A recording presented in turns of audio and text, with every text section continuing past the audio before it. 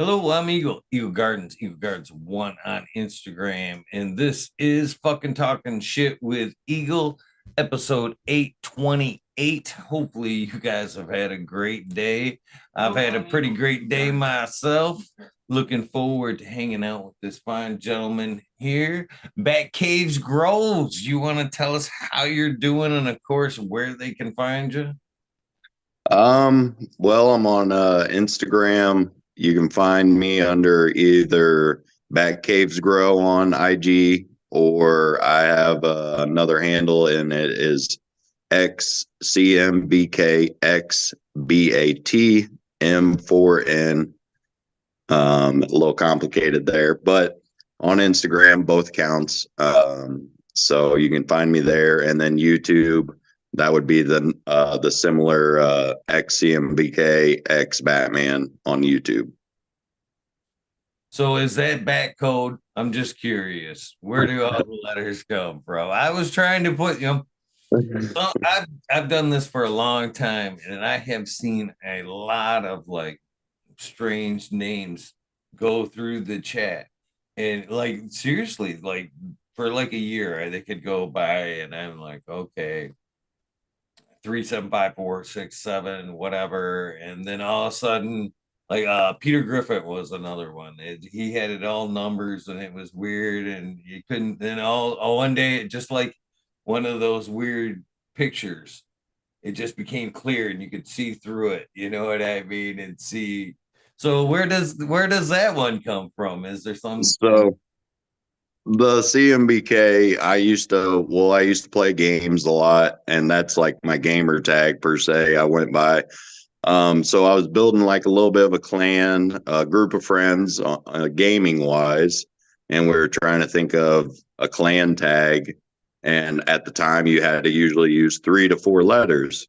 So we thought of comic book killers, and that's where the abbreviation CMBK come from.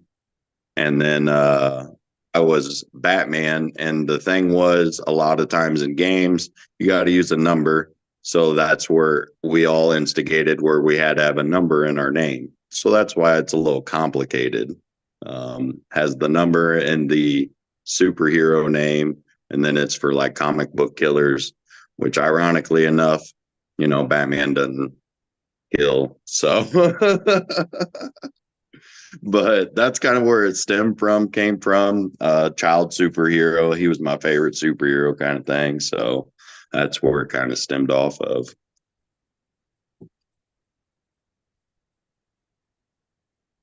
so hopefully you brought something to puff on. Yeah, there we go. What you smoking Yeah. now? This actually right now I did make a little salad up, but it's my outdoor sunset 101 that I grew this year, and my indoor mass super skunk. Nice. It sounds like a nice salad there. Right on. So we might as well get right to it. I don't know how many of these you've seen, but we like to start this one right from the get-go there. So when was the first time either you saw cannabis or used cannabis for the first time? Well, probably, I would say, heck, I'd have to say I saw it and probably used it at the same time. I mean, I was young. I'd say about 14, 15 years old. I think it was close to 15, but I was still 14, I want to say. And a buddy of mine, we were young, and of course could get a hold of some alcohol here or there. Well, one of the older friends had showed up at one of our gatherings where we snuck out and had drunk some alcohol, and he had some weed, and that was the first time hearing about the weed and what and what it would do, and kind of the whole different ball game of like you're trying to drink alcohol. Why not try this stuff? Heck, I might even tried a cigarette or two at the time, before then or by then. And so, needless to say, I don't remember my first experience too much. Combination of things, being that young, of course, end up just getting sick, and didn't think nothing of it too much. And it wasn't, but some time went by, about 15, 16, started being able to drive my own car and stuff, that I actually dove into it more, in the sense. Really like just the feeling it gave me. Of course, was young and used it as a recreational use. And um, not only did I enjoy it, I others enjoyed it. Where when it came down to the alcohol, you see everybody's different moods. Some people were angry, some people were belligerent, and it just, so I started steering away more from the alcohol and just going towards the weed. And that's where things were kind of leading towards my 18th year, in the sense where then I ended up having to stop for a while for um, by the time I was 19, I had to stop for a while for a job, and was working in a factory and couldn't smoke there. They did hair follicles, randoms. So I had to stop for a while.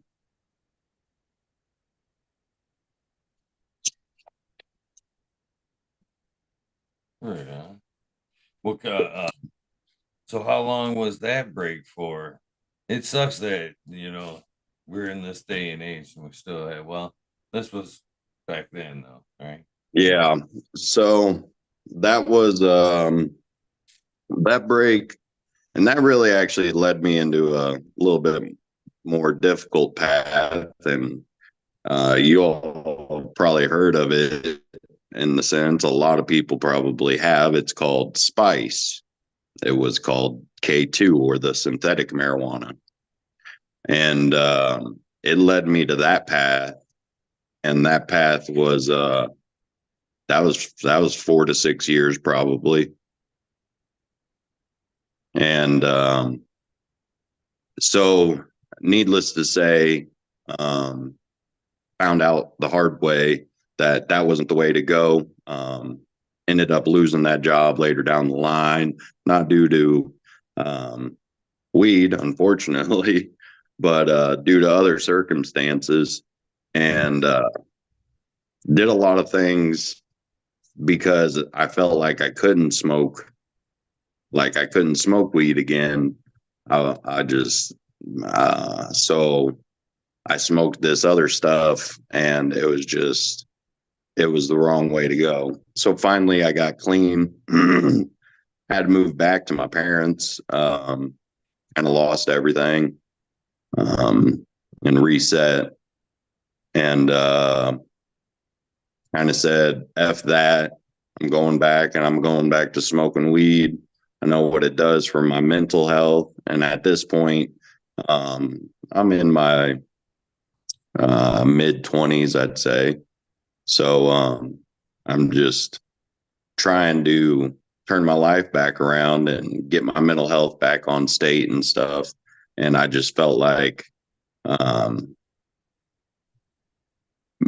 marijuana was the way to go. At the time, there was a lot more research coming out of the positive effects of it and just the medicinal effects of it.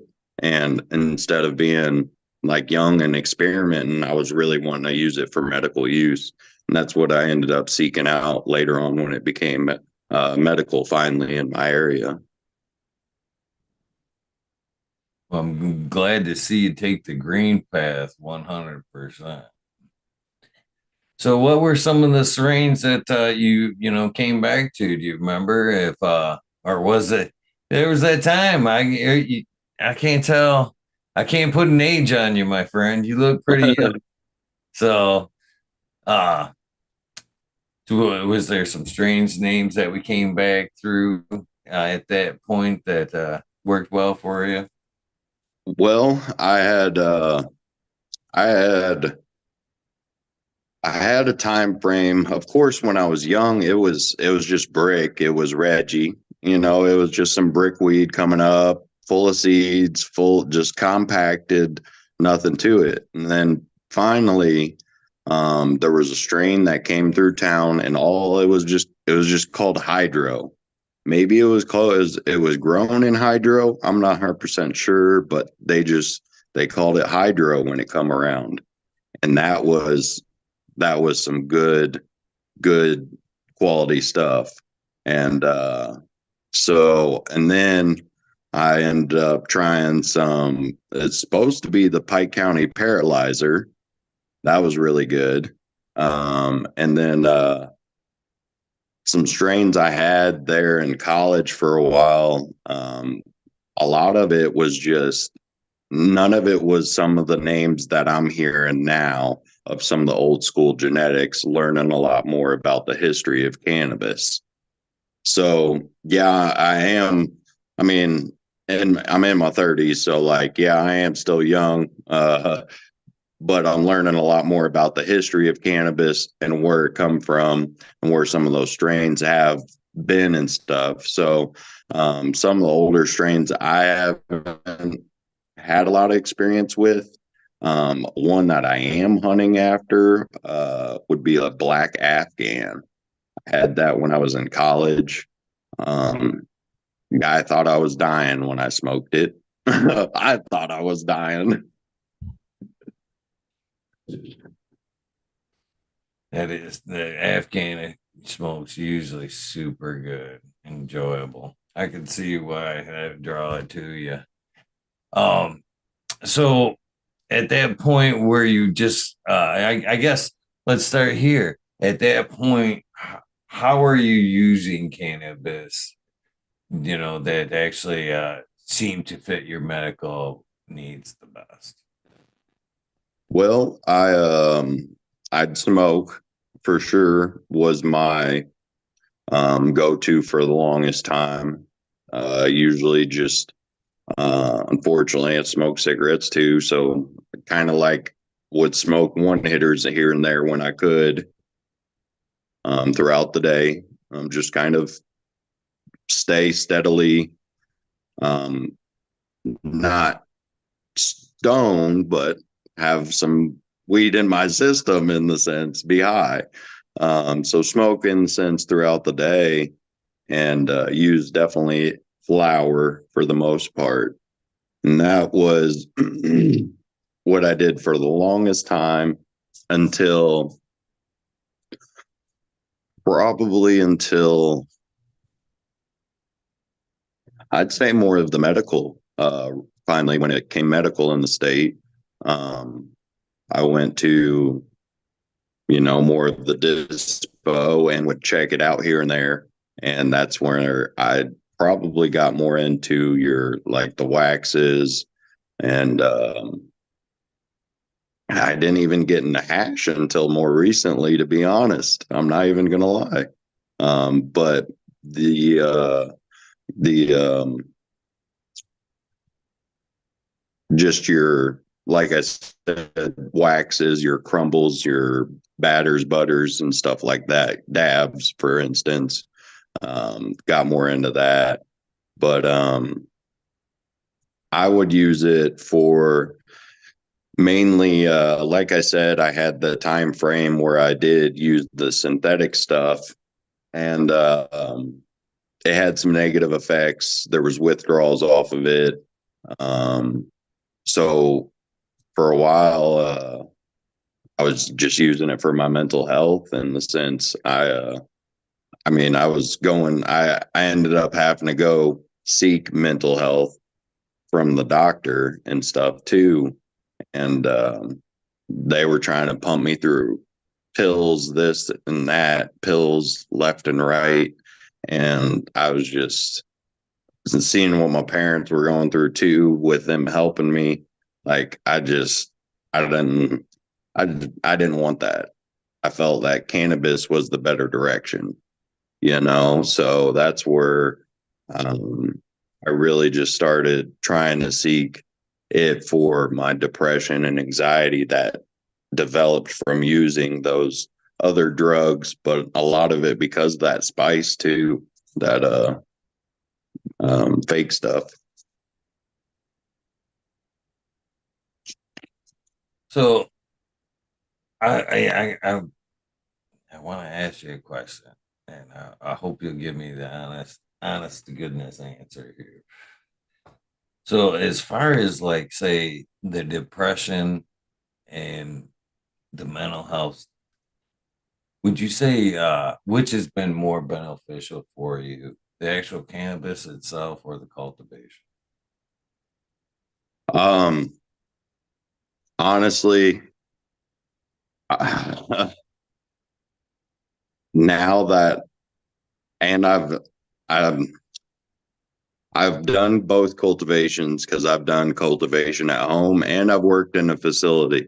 So I'll tell you this, the cultivation at home is just as much, if not more at times, a medicine than the cannabis itself, for sure. I mean, 100%. To be in the garden, to just know, like, you've given life to this plant, and then also for the fact of sometimes that it does more for, like, I try and grow for not just myself, but for some others too, and to see their faces too from the results is that's what brings me happiness as well. Right on. I appreciate the honesty and the answer there. I feel sometimes that, mainly because this is a cannabis show and maybe wherever they're at, that's um how they're able to consume their cannabis. You know what I mean? They have a medical license. So I think a lot of times I hear, oh, cannabis is, you know what I mean? The go-to answer, you know what I mean? But I appreciate the honesty there because, I agree 100% with you. I think the cultivation side, just like you said, can be equal to or just as powerful or more powerful than the medicine. So cheers to you for that, man. So when did it, so when did the first grow come into place? Tell me about the first experience with the cultivation side of things. So I'll bring it back to our question or your question earlier. You had asked me when I smoked, but also maybe when I saw the plant first. And I'm not gonna lie, I'm trying to remember when I saw the plant first. And it might have been a fella, an older gentleman that I helped out and would give him some bud here and there. And he got some seeds out of one and planting it. Next thing I know, when I come by, he showed me the plant. And I mean, this thing was 2 foot tall already, and he just had it chilling in his living room under the window. And I'm like, what in the world? Like, holy crap. He said he didn't know if it was going to live, this, that, and the other. Unfortunately, I had no contact with him much later after that, so I don't know the results of that plant. So I got into, of course, still smoking cannabis and this, that, and the other, and maybe going through this person or that person because um, some of the stuff they had just was better. So this fella had a home grow, and he ended up showing me what he had going, and it was a bunch of solo cups with nugs like just maybe a foot tall. And he ended up giving me one of those plants to take home, and it was already in flower, and just said, well, just keep watering it and it'll turn into a nice bud and it'll be okay. You can smoke it. I had no clue what I was doing. No idea. Tried watering it a little bit. I don't know if I'm pretty sure I underwatered it. Didn't give it enough light because I just set it in the room like a little flower under, not even under a light, just with some window light. I'm thinking back on it now and I'm just like, oh my God. So that was, I mean, you could label that technically as, I guess, my first kind of grow, but um, that was more of a disappointment than anything. It didn't turn into much. Like I said, it wasn't flower. It was about done, but it wasn't much. So instead, I spent oh a good chunk of change running to the dispensary for a while, and I was tired of that. I really wanted to grow my own medication. I really wanted to start being able to just, instead of, you know, spend all that money elsewhere, put that money into something that is my own little investment that I'm actually getting a return out of and can use for myself, instead of just buying it all the time. So I did a lot of research and started YouTube and internet, um, using just whatever I could to kind of gain some knowledge about growing. And as time went by, got some knowledge gained and got my fiance talked into it. So we got our first tent. It was a 2x4 tent, and we put it in our little bitty closet.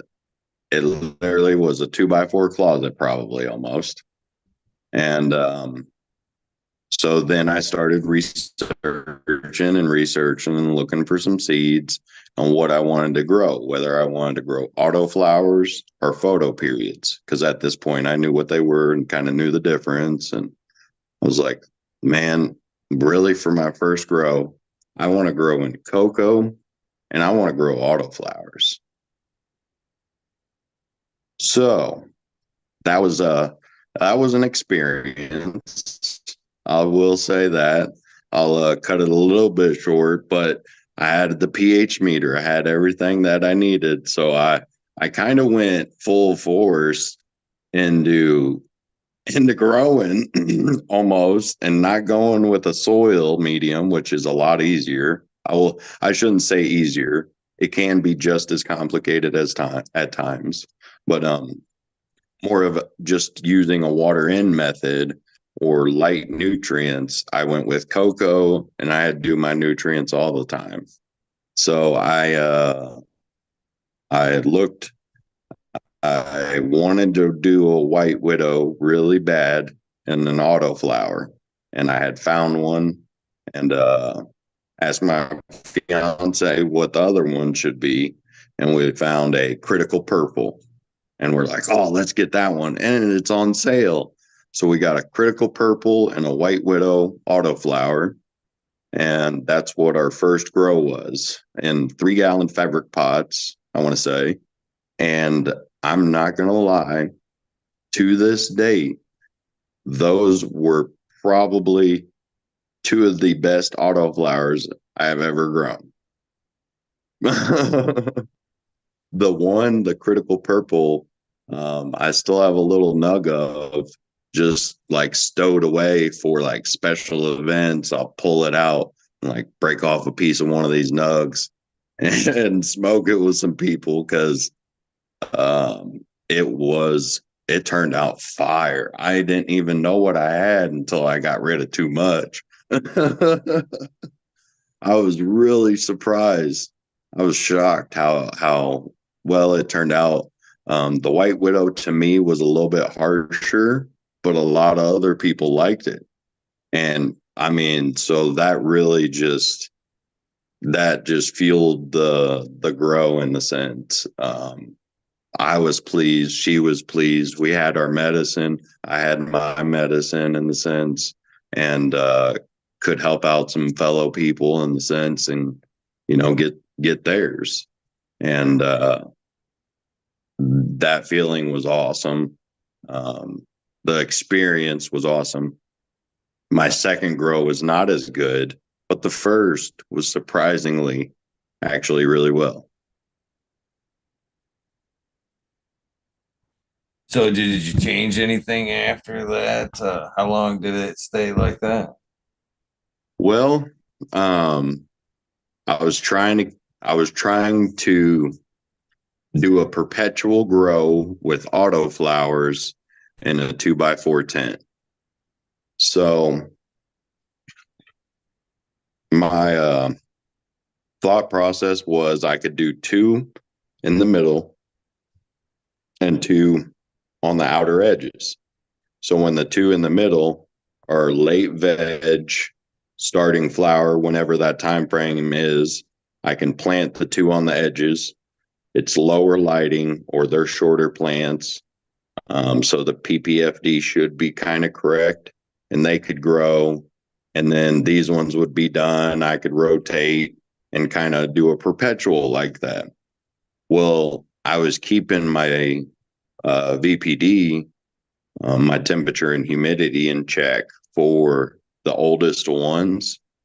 And when you do that with autoflowers, I feel like you can really stunt sometimes their growth, or if they go into flower and their parameters isn't the best, um, you don't end up with the best product per se. So I kind of realized in the second grow, I didn't really do much differently. It was just the early stages of flower. I didn't have the um, temperature and humidity correct, so they didn't get as much growth. One of them ended up taking a lot longer and was a lot shorter of a plant, and the other one was it actually did pretty decent, but it just was a little bit still larfy from the our larfy in the outcome, but also I do think it was partial to genetics. So I didn't grow. I still have some of those seeds of the critical purple and the white widow, but I did different genetics in my second grow, and I do think that was part of it as well.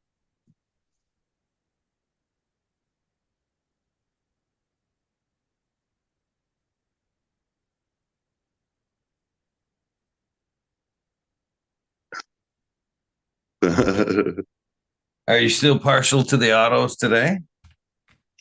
um, well, I they have their place. I have grown now a couple. Okay, so I'm not gonna lie. Let me see here. Technically, I think one was a fast flowering, so I'm not gonna count it as a photo. So technically, I've only grown two photos to finish flowering. The rest of all I've grown is autos. And I am now, I feel like a little more partial to photos just because of the fact that there's cloning. I mean, almost, yeah, I'm a lot more like partial to hunting some photos. Matter of fact, one of the ones I ended up flowering out, the Matt Super Skunk, I liked it so much that now I'm working on a re-veg, first re-veg I'm ever trying as well. And it's sprouted new growth, but I don't know exactly what I'm doing with it yet. I know I need to take a clone off of it at some point, but I'm just trying to get it to grow back now. But I'm definitely loving photos now. Don't get me wrong, I like autos and I feel like they have their place, especially if you got a small area where you got to grow in and stuff. Because I mean, they can get big, but a lot of times autos are kind of smaller plants. Um, but they're easier to train to be smaller plants too. Or photos, they can be smaller. It's all dependent on when you flip them to flower. But like I'm finding out more and more about some of these genetics and heritage that some of these you got to flip to flower like ASAP. A buddy was telling me he has like a haze. Oh, I forget the name of it, but it's some kind of haze, I want to say. And he's like, you got to grow that thing from 12-12 from seed, or you're going to be blowing out your tent.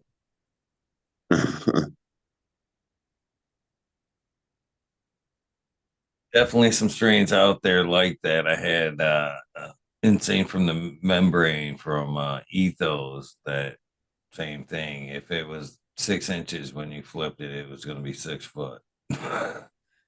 Oh my I hate dang. decent strain, but I hated it because I just you couldn't control it. It hit the top of the 10 every time. I gave it one last shot in the scrog, which I hate. I'm not a scrog fan. To each their own. To each their own. Yeah. Talking shit about nobody's garden or not, but I personally don't like the scrogs. And that was the only way to kind of contain it, was to just keep weaving that girl down, weaving her down. And she still tried to, spring up pretty good in flower there. She was, yeah, yeah. If you like a good challenge, there you go. I do like a challenge. Right on. So that's awesome that I think everybody can relate to that. We work so hard to find that gem, and we want to be able to repeat that, and that's a tough thing that they're just not. We're not there yet with autos, at least to my knowledge. So there might be a nice breeder out there that's killing it, and repeatability is there, but I don't know. So there are some companies which I don't know. Can I say that the company name? Absolutely. Hell yeah. So like Mephisto, they're getting to where they got like Mephisto Genetics. I know they're into some of their lines to where they're like F7s, F8s, but in the auto world, that's or sorry, I should say, in the photo world, that F7 or F8 is more like an F2 or an F3. It's not as worked as much as a photo, even though it sounds like it. It's not, because autos don't take as long, if that makes sense. Like, um, yeah, I mean, you can say you have a stable line, but it's just you breed it down to like an F7 or something. When it's an auto, you still have, I feel like, quite a bit of variations because of the ruderalis in it. And where if it was more of like bred all the way down to 12th or 15th generation, you're going to have a lot more stability in that auto. And I don't think we're there yet. Not that far. Like where you can get photos now and you're getting a F6 or F7 to an F10 or a back cross 10 or whatever they're at now. That is a really worked line. You're going to have very few phenos when it comes down to that in photos. Right, right. That's the way I think that we should be at before sales, to be honest with you. I think every Yeah, pack you buy should be, where they're at in their breeding phase. You know what I mean? So you can know where you're at in that endeavor with the breeder. But for me, I'm a craftsman at heart, and what I put out is like what I envision, nothing less. You know what I mean? So if I were to put something out, I would want that consistency. You know what I mean? right. And but I'm not a breeder. I'm a seed tester. I leave that up to them guys and that hard work. And that is a lot of hard work and a lot of time and a lot of, you know what I mean? Them guys deserve everything they get. Really, people bitch about seeds, but then they want to bitch about quality of seeds. Well, quality comes from tough work, and the work costs money. So, there can't be no variation there, really, in my opinion. So, I don't know. Yeah. So,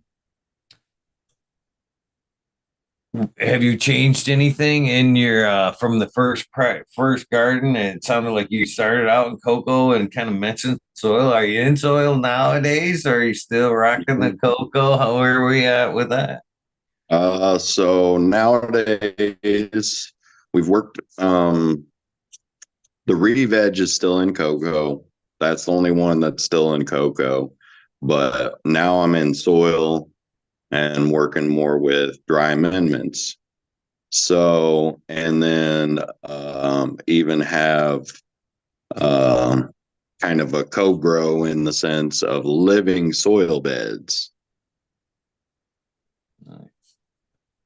So that's where I'm at, and actually growing more photos. Well, technically, I got a few autos growing right now too. I'm doing it's a grow off for seedsmen actually. Their holiday grow off. It's their autos, Alaskan banana berry autos. But I got a few of those growing right now, and then the rest that's for like me in the sense, and that's we got some jelly donuts going from Humboldt, blueberry muffin going from Humboldt, and what else? I got a rockin' dog from a local breeder, and we got candy cane and sangria going right now. Is that Sub Cool Sangria or Sub and Joel Sangria? I don't believe so. If it was, I think I definitely would know. I want to say, it's he's not sure what the sangria come from. This would be the first time flowering that one, where the Humboldt came from Humboldt. Well, the blueberry muffin actually came from Humboldt themselves, and then the two jelly donuts that we got going right now, I popped a couple seeds, and that's what we got going for the two phenos of the jelly donuts. And then the candy cane he had gotten as a clone from Michigan. So I believe that's where he got the sangria was from Michigan, but I'm not for sure the breeder, the cut behind that one. And then got the Mac ones caps cut. Nice. Sounds like y'all got some fire going there. Yeah. So definitely excited on a hand. I actually all of them. I haven't taste tested any of them yet, or we're just in like week 1.5 of flour or something, and I already have another round of the jelly donuts cloned up, ready, pretty scrogged out a little bit because I had to, because they're getting too tall, and they're ready to go into a 4x4 and be flipped almost now. So you kind of mentioned home and kind of like paused on like, have you done work in a larger grow? Yeah, so I have done work at a facility before, an actual like facility in the sense. I worked there under cultivation, so I would go in, and usually we'd be cloning, plug-in, transplant, running net, cleaning, to defoliating for weeks, and then the harvest every once in a while. And I started off, and I really enjoyed it. I enjoyed the people. And just within a few months, I really appreciated and cared for the people, but the job was I could just see how it was, where it was going. They hire somebody that's maybe work somewhere to come in and create a standard operation procedures for them, and they'll get all these people hired up and be paying some of them decent money. Once they get that, they fire them, hire up a new crew, hire up people that don't know what they're doing, and just use these standard operating procedures to pay these workers minimum wage, no overtime, and don't treat them worth a heck. And it's just wild. I didn't. So by the time I left, I really appreciated the people and cared for the people, but the business side of that, I did not care for. The corporation side, it's wild. Yeah, I could see the distinction in your face when there was definitely a line there. And I'm kind of, that's one of the reasons I haven't tried to, make that route myself. You know what I mean? I think all of us, when we put them seeds in the ground for the first time or take that clone in, we have that vision of, a nice large scale grow. Either it be for ourselves or business or whatever. But then life happens, whatever, you know what I mean? You kind of make I'm afraid exactly that will happen, and it will kind of take that Zen place and just be like, yeah, I don't, man, I'm mad at it right now. Right. Yeah. So yeah, heck yeah. I'm glad you can still find the Zen in the personal garden though, for sure. So what has been some of your favorite cannabis over the years? What's your flavor profile? What do you like to smoke on? Well, I've definitely been finding out more on definitely some more flavors out there, and some some more of just the, I guess, wide range that we have nowadays. But personally, I found that there is like this funky cheese kind of smell or taste almost sometimes, like a um, it's hard to explain. It's like that. It has that almost funky cheese, dirty gem locker smell kind of thing, like just some funk going on. That's some dank stuff that I like. I do like some. I like some. I like gas. I had one that at first it smelled like it smelled like straight diesel for a second, and I was really surprised with that. So that intrigued me to get into some more of I want to find some more like of that diesel smell almost.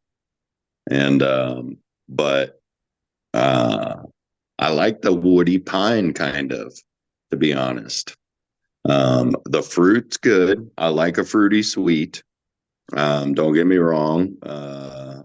Kind of what I'm after with possibility of the jelly donuts and the blueberry muffin, hoping that that muffin, that blueberry kind of the sweetness maybe comes through in the sense. But I'm looking for something that's like that funky dank. Um, that's something I'm looking for, and a nice like fuel for sure. Yeah, I like some good fuel myself too. Definitely. Yeah, what in any of the fruits you like any of the fruit? No. I do. I actually I like some of the fruits. I haven't had I haven't I've only had, I want to say maybe a couple few strains really that have had that fruity, sweet candy taste almost. Compared to I've smelt a lot of fruity smells, but a lot of them just didn't pull through as much on the flavor, not at all, or would be a totally different flavor almost. Some of them taste still good, but wouldn't be that just, I don't know, I guess that candy kind of um fruit pretty much, yeah.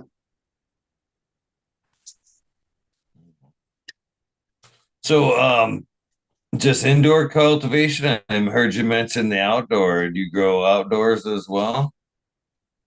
So I did this past year. um I'm uh gonna look into it for this next year. I ended up growing it was three autos and two photos outdoors. And the three autos, one of them um one of them did pretty good. The other one came out super larfy, like just calyx on top of calyx on top of calyx, like just like foxtail larfy. You could see through it air.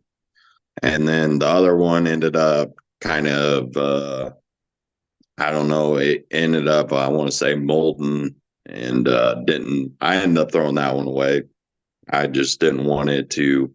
I had to dry in the same tent. Didn't want it to contaminate anything else.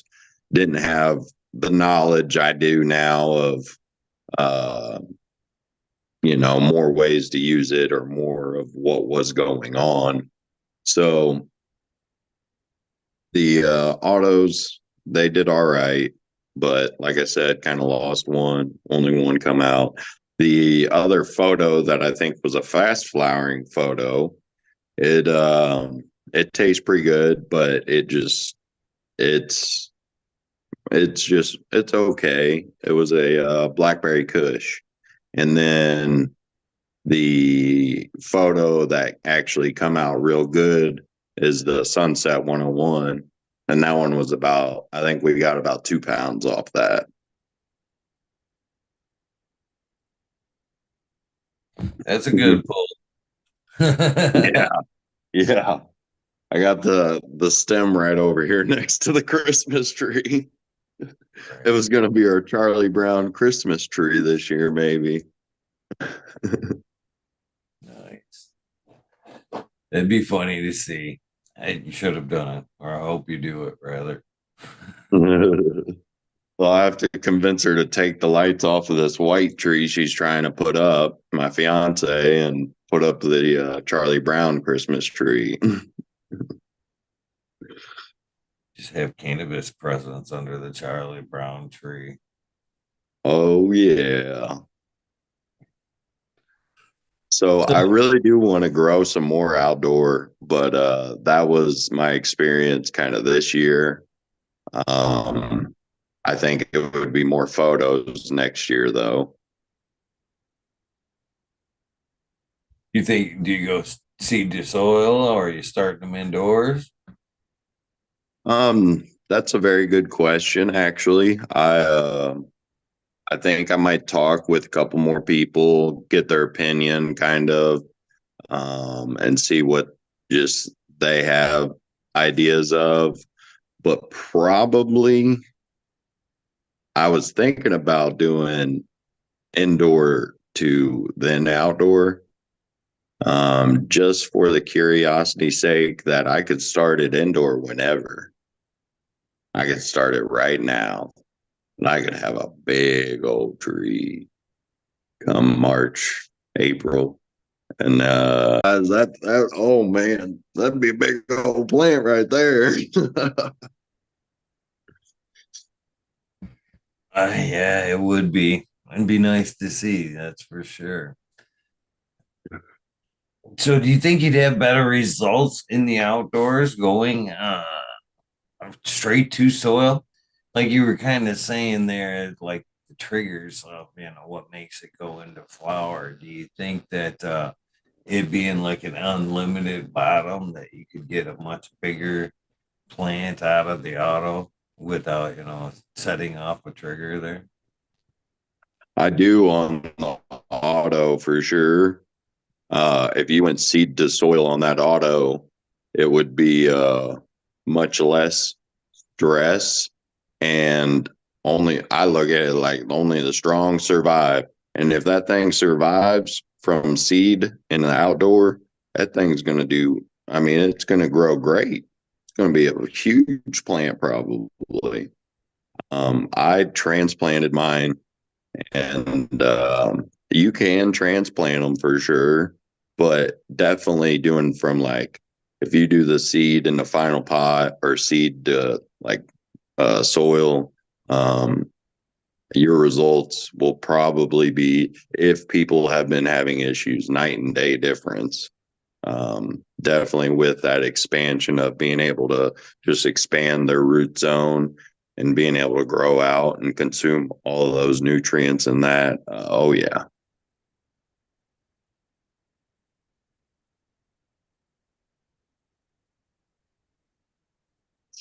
I've got an auto going currently myself. I would say, let's see here. This would be my third go at auto. Once, I don't know how many years ago, long, probably about 15. And then I tried one again, maybe around 19. And I was given some at the High Times Cup. I was past some. And us, the whole, or look, the group there, I was part, doing the Michigan Bros Grow Show at the time. And pop all them seeds, and we're talking on the show, and Skillbo says something about has the mail showed yet? Have you got any mails? And I'm like, huh? Like, Oh, wait a minute, this is a dirty trick, right? What do you mean? These aren't like, what I mean? What, there's not all films here? No, no, no. And yeah, I would say better than half were turned out to be male. And then the other ones just kind of just didn't do a whole lot there. And I ended up just shutting the light off. That's how pissed I was about the whole thing. Just completely like, oh, forget that. Just light off. And I can use this space for other shit. And then so I just had come back to growing. I had taken a little hiatus for whatever reasons. And so I've just popped some seeds, and for whatever reasons, we've talked about autos quite a bit in the last year over on the channel.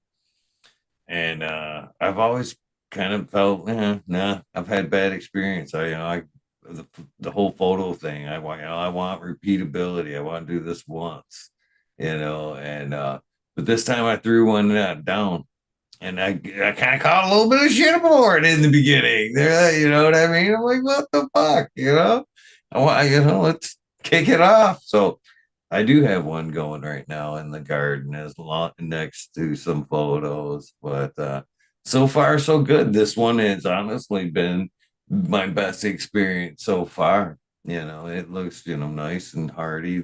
Everything looks good and healthy, and it's not a fucking male. I know. Excuse my language, but yeah. So yeah, I'm kind of excited to see how this first good run with an auto turns out. See if it changes my opinion on the autos or not. But I'm open. I stay optimistic about shit. So we'll see. oh yeah. Any So, tips? Any tips? uh, I'm open. Yeah, I don't know for, everything. oh yeah. So some tips I would do on autos is ideally like you heard what kind of was touching on earlier, that I was trying to do that perpetual in one tent. Well, the real crucial stage of an auto's life is those first 3 to 4 weeks. If you keep the VPD, that vapor pressure deficit, in order, so your temperature and your humidity in check for that stage of that plant's life, in those first 3 to 4 weeks, you will see like vigorous growth and a healthy plant. And that's that's like one of my number one tips, to be honest, is that if you can lock down that first 3 to 4 week stage and figuring out what you have to do to really get the growth and just keep your plant healthy. Don't do a lot of transplanting, of course. Usually like seed to final pot or seed to soil per se. In the instance of, if you do transplant, make sure you transplant plenty early enough, like within days. Saying like 5 to 7 days, you might have roots in a solo cup ready to transplant. If you have that kind of growth going on in your soil, and it's just a nice living soil per se, yeah, transplant it soon.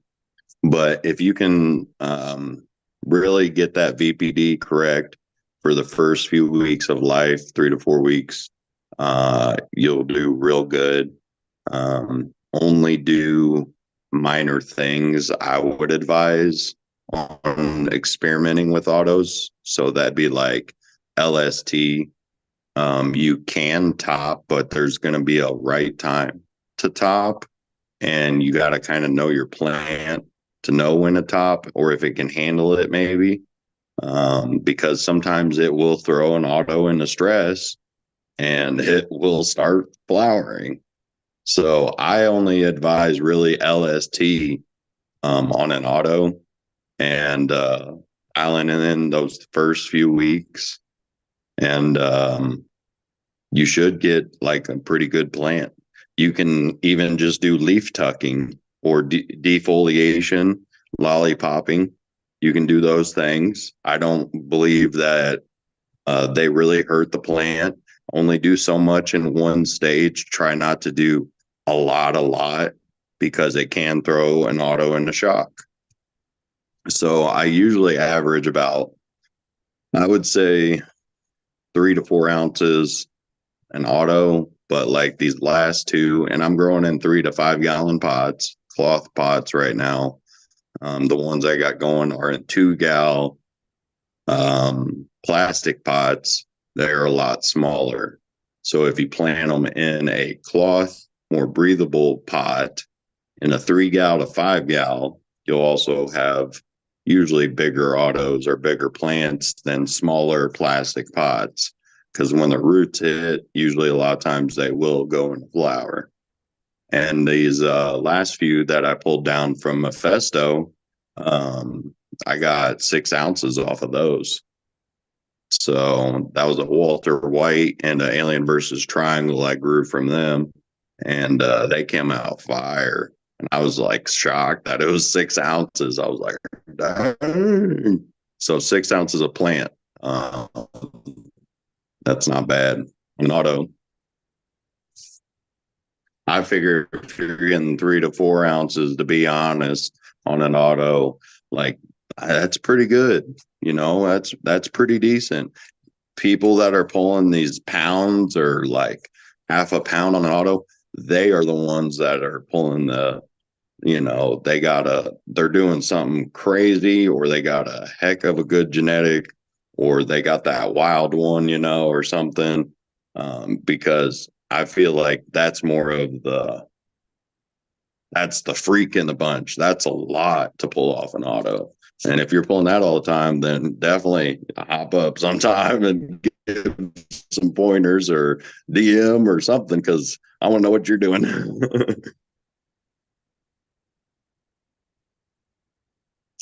Yeah, those are good numbers. I think a lot of people listening right now are more like, yeah, wow, that's not bad for an auto. That's not usually what you would hear or assume for an auto. I would think. Right. So, what's some of your favorite flavors that you've come across in the auto world? Give some direction there. Well, I'd have to say Is that a canvas, Batman, by the way? it it's background. Uh, no, the Batman, the green Oh symbol shirt. Nice. yeah. Oh, yeah. But I didn't mean to interrupt you. What were something strange you were going to suggest? My bad. So that, and I don't know, I can't place a flavor on it, but the Alien versus Triangle I grew from them, Mephisto was really good. The Critical Purple I had brought up, I got from Grower's Choice.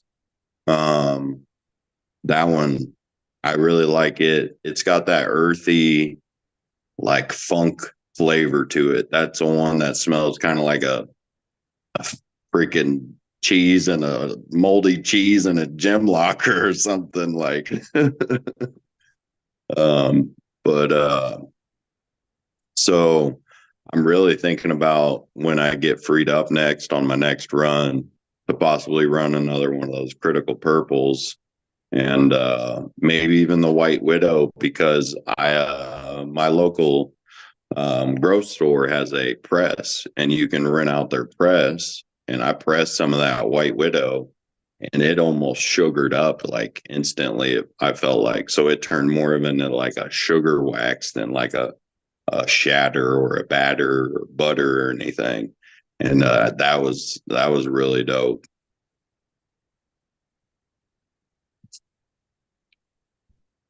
So nowadays, do you prefer, flour or an extract? Yeah, I'd say honestly, I love yeah, flour and extract. A good flour is always gonna be my go-to probably. But of course, just with age, getting older, kind of a little harsher, looking for something a little smoother at times. So that's where like the concentrates can be, but sometimes I got to remind myself a dab will do you in the sense. So not a big old gram dab, just need to calm down and take a little dab. So when did you decided to do the beds? That's a big Oh jump. Pots to beds there. yeah, yeah. So I never stopped my research as I've grown. I always keep watching other people. I keep tabs on like these growers that are doing a lot of organics and stuff, and I'm trying to follow them and trying to just keep learning as I go. And then also my local grow store is, you know, the person who works there has been very knowledgeable, very helpful, and just knows a lot of what's kind of going on in the almost weed world nowadays, kind of thing. And that's where I've learned a lot of more of the old school genetics from and stuff. And he got me onto like um, Joel from North Star, looking at some of his stuff, man, I really got interested in some of his stuff. And then, of course, Subcool, and then some of the old seeds from Ag Seed Co. and stuff. So, real knowledgeable. And that's what really got me into it. So, I just, I had heard that, hydro was the way to go. That was the biggest yield that you could get. Well, I don't want to do hydro in the area I live in. So that's where I went to cocoa. And cocoa I had good results with per se, but then I hear about living soil and the fact that you can get the same yield dang near in the same time frame nowadays. If you really got living soil going, you can get the same yield, like the same time frame, and even more terps than hydro. And I'm like, I want to see that happen. I want to do that, especially the terps. I think that's what everybody's after in the real sense of things. I agree with that. I agree with that. Yeah. I do believe, like you're saying, that the pace can be kept there for a long time. We were told that, or led to believe that, organics was, a great system, but could be slower. You know what I mean? And that was one of the things that, or there was another, I think, thing that you hear a lot of. That it has to go directly into that pot, or you want it to be in that pot. And at that point, I'm like, man, I just don't have, room for my plants to be vegging in my 10 gallons. I'd rather out pot, out pot, out pot. I found later on from a like basically direct challenge from Mr. Smiley there that soil could keep the pace, that I was doing in cocoa. And I was pleasantly surprised, to be honest with you. So it is nice to hear other people say the same thing. And I hope it does kind of catch on more and more and people find out that, it is equal to. Yeah, because I'll tell you this much, in those they're in a week and a half in the flower, and we planted them to veg them for a little while, and then we'd flip. Well, things got out of hand, and we flipped them a little later than planned. But these things, and I'm saying tried slowing the growth, tried cooling the temperatures, cutting the humidity, doing everything you can to slow a plant down. And oh my Lord, they're growing like weeds. I mean, it's wild.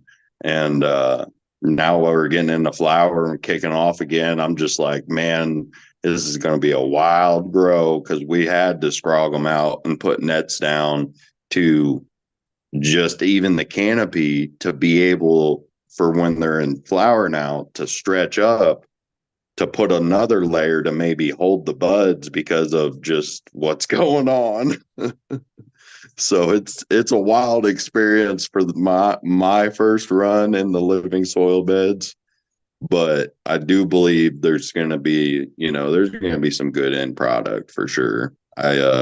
I just tried somebody else's home grow and organics their smoke the other day, and it was just the taste pulled through on the from the smell even it was smooth, it was really good.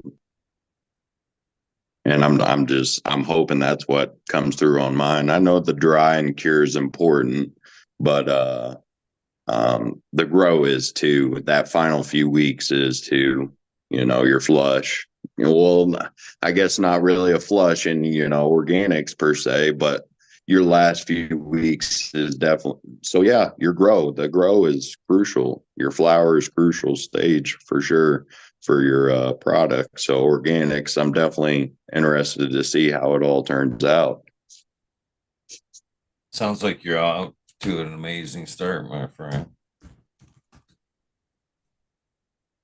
For sure. So, do you have any seeds that you're looking to pop or any genetics looking to come into the garden? There's always some next, or you've got your eye on something, right? So yeah, yeah, there is the possibility of a few more coming into the works soon. Um, Fingers crossed. Still looking at them per se, but a white runts, and this is the breeder's cut. These are all clones.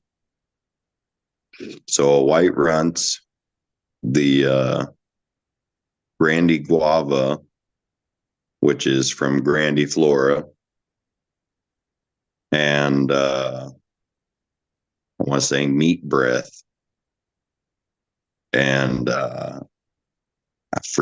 want to say that might be, I can't remember offhand who that's from, but these are supposed to be breeders' cuts, um, uh, which are you can get off Daga in the sense, and yeah, that's what I'm interested in and searching out right now because Meat Breath really had me interested. I'm really wondering what it comes out to be.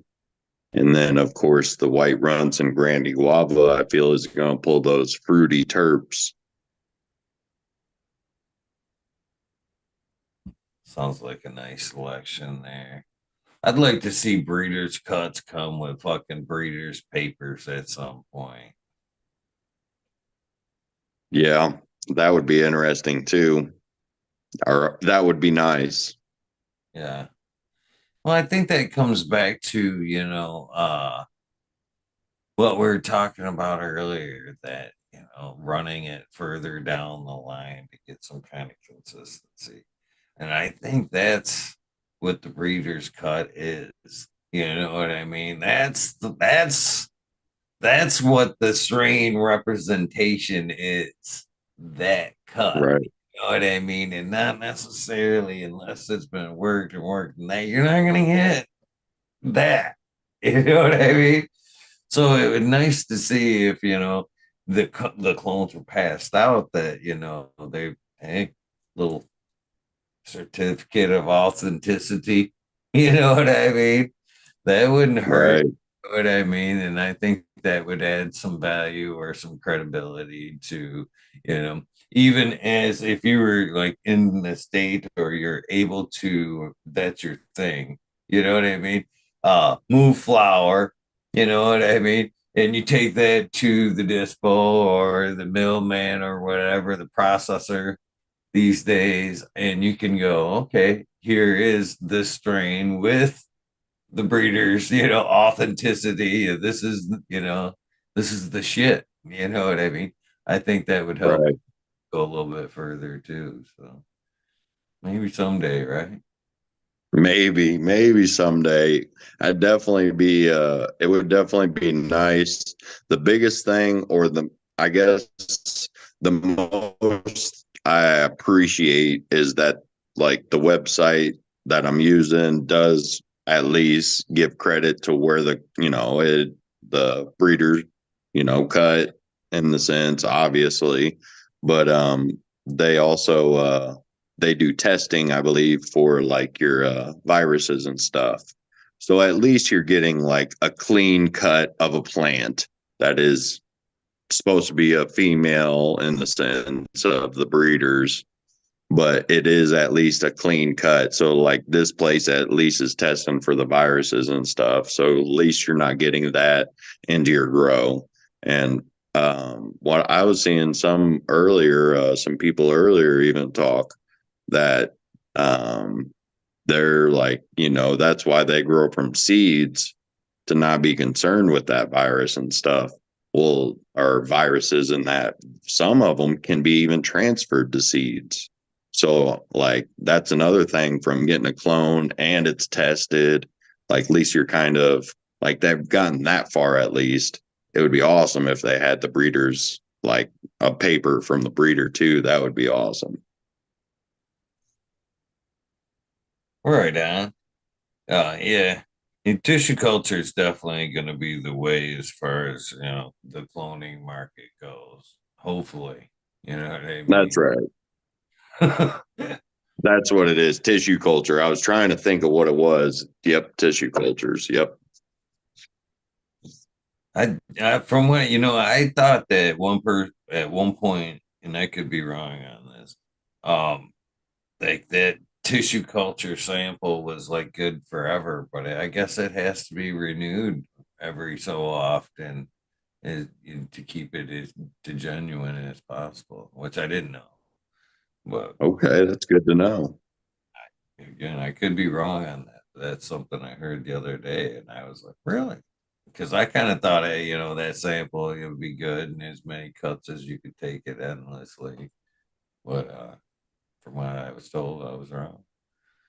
But Hmm. yeah, I'm looking forward to tissue culture, that whole age of not not having to have a garden of 800. I mean, that's obviously exaggerating, but a good 50 phenos or whatever that your 50 favorite flavors that you can hunt, find that one that you really like, run it for a minute, tissue culture. And again, Yeah. kind of like one of them ones too. I don't like letting the recipe out of the bag. So you know what I mean? So and it's becoming more and more to where, that could at some point be an at-home thing too, to where you've just got a refrigerator full of vials and you're like, I'm gonna bring this one back. You know what I mean? Yeah, that would be me, man. I would a mini fridge just full. I'd be like, Yeah. it would be. They say that they would tell me I can't pop all the seeds I got. It would be a mission at that point to just pop, hunt, bank, pop, hunt, bank, pop, hunt, bank until that fridge was full. Oh Uh, yeah. that sounds like the life right there. Do you think you could do that? You think you could lock yourself in the garden and just that be the day? Oh yeah. Yeah, you could island it if you will. Just be Yeah. on an island growing weed and then just bring you supplies every so often. You send them back home with a big old ship load full of weed. See you guys next round. See, that sounds like the life to me, my friend. It does sound pretty nice as I say it. Yeah. Right on. Big old Gandalf. Hell yeah. What you got in that bad dog? This is this is a little bit of the double grape autos I just finished growing. I got them hanging to dry. I got to trim up at least one of them like tomorrow. Matter of fact. So this is a little taster sample. Love the taster samples. For me, that first sample comes in trim. That little scissor hash taste that goes right to my bowl. I mean, I literally like it's Christmas. Can't wait for enough to get up on the scissors before that little bit gets in the bowl. What's it taste like? What's it taste like? Oh, that brings back. Oh, we were just trimming the other day. It was a while back, and I got the scissor hash, and I got it all balled up, and I was so happy. And I had set it down for a moment, and my fiance come in with some sticky notes and stuck them sticky notes right on top of it, and I was just like, "Where'd the scissor hash go?" And she's like, "What?" And I was like, "No." Luckily, it just flattened and kind of stuck to it. So I still got to smoke it. And I was like, yeah. To me, that's like the caviar of growing right there. That little bit of scissor hash that's just so fresh and so terpy. Oh, it's so good. So I guess this is a good question for you as I watch you puff on that Gandalf. Uh, I think that the piece affects the high. um, for me, it really does. I don't know on the high as much, but like flavor, really to me, the piece affects the flavor to me. Like, I'm just, man, I've smoked some bongs and I've smoked some bongs and I have some bongs. But like every time I smoke a bong, I can clean it thoroughly, head to toe, make it brand new, or it could be brand new. And almost every time I smoke out a bong, it just tastes like weed to me almost. So that's just me, anyways. Um, that's why I like prefer to smoke out of like, and it's glass. I do like glass, but just not a bong. I like a glass pipe in the sense of a bowl. And now I've found out I want a bigger or deeper bowl because then I can preserve more of my flavor if I kind of smoke it a little slower, or a joint. I do like a joint. Uh, I can't roll joints to save my life, but I'll load a cone and I'll smoke me a cone or smoke a cone with some others. But so when it comes down to the high, I'm not as sure as much as if it affects the high. Definitely how much you're consuming. Like in a bong, you might be consuming more. That Gandalf pipe is a pretty big Gandalf pipe. So I actually get a pretty good hit off of that. So, like, I do think the amount you're consuming, of course, changes the high. But I think for me, it definitely makes a difference in the flavor. Um, what I'm smoking out of or how I'm smoking it. Right on. I appreciate that answer because I definitely entertained the idea a lot lately. And it was the idea. I like to give credit where credit is due because I don't like to anybody think I'm stealing their ideas or anything. You know what I mean? The idea was first proposed to me by Cascadian Grown and about the temperature of the smoke. And man, it stuck with me ever since.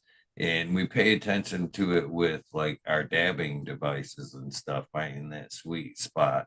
And I believe that it echoes all the way through from a joint to the small pipe you were just smoking a little bit ago to that Gandalf.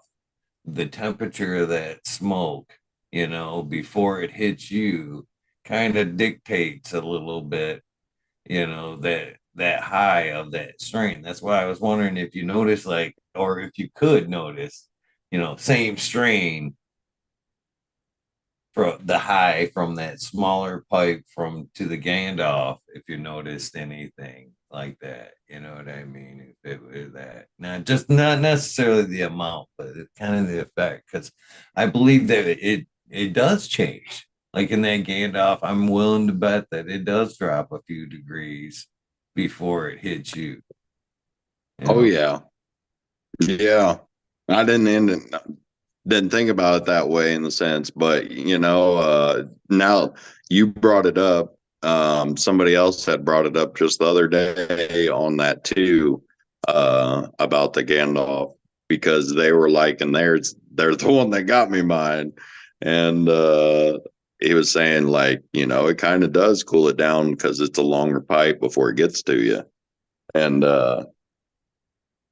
but that's where like the bong, I'd even do an ice. So flavor instance, I'd even do the ice, water, no ice, less water, whatever mixture. And I just I'm not as the high is awesome off of bong, don't get me wrong, but not as big on the flavor. So and when it comes down to um flavor though, I do like that a joint or a pipe. I pay more attention on that though, in the sense of, you know, uh, just taking a small rip off of one and the other and seeing how they do. In the morning as I do my tests, if I do my test or whatever, and that's first thing I do is I'll get up in the morning and do my little test that day. and next day I'll do my second test because it's first thing in the morning that I'm doing my first smoke or whatever.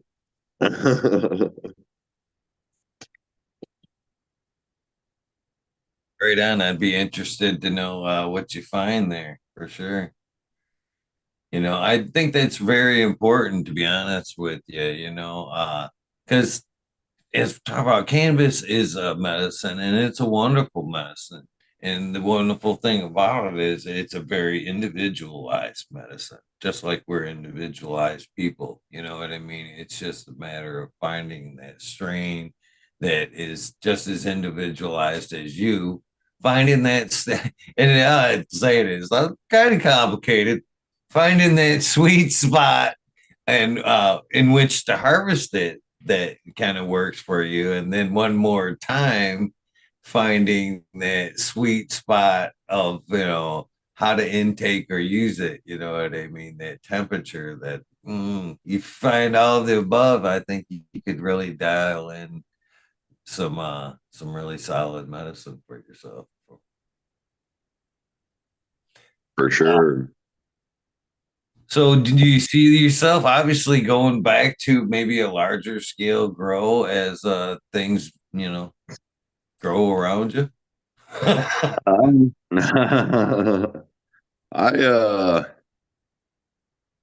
I don't know. The only way, to be honest, would be maybe more in, I don't know, maybe more in the micro business, maybe where it could still be, like the people that do work there. I mean, there is a lot of people that work in big facilities too that have the heart and want to spend the time with each plant, but just can't because of the work conditions they're in. But like, and maybe more of that micro business, you could actually do that and still be, you know, appreciating just the love and actually the enjoyment of growing and have people around you that are like that as well, but not be trying to provide for, you know, I guess just not being able to try and commercialize it, actually kind of keep your niche or something, keep your micro business or keep your, um, kind of keep it like I mean, I got to relate a lot of things to, others. So like I relate it to just like your, um, vegetables and stuff and some heirloom stuff. You want it to like kind of be around or stay around. So, um,